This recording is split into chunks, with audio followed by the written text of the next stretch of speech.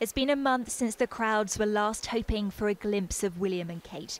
In Australia, of course, the temperatures were a little higher, but here in Strathern, the reception was still very warm and very Scottish. This is the first public outing for William and Kate since returning from their long royal tour. There was no sign of the youngest member of the royal family. Baby George is at home with his nanny, but with plenty of presents for him, he wasn't forgotten.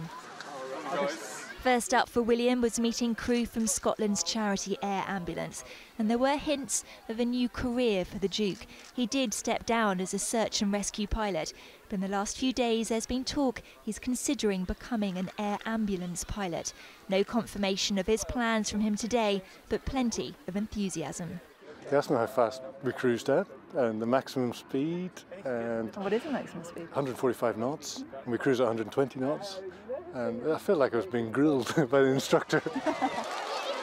As always with Kate, there was lots of time and attention for the children who were so excited to see her.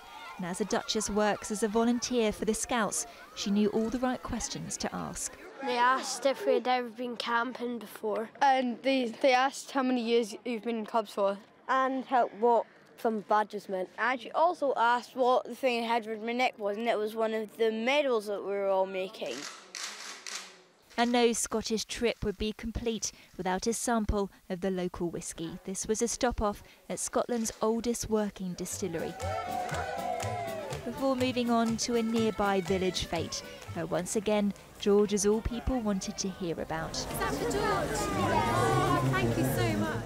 With this visit, the couple have eased themselves back into royal engagements.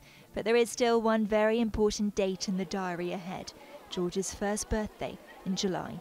Charlotte Grant, 5 News.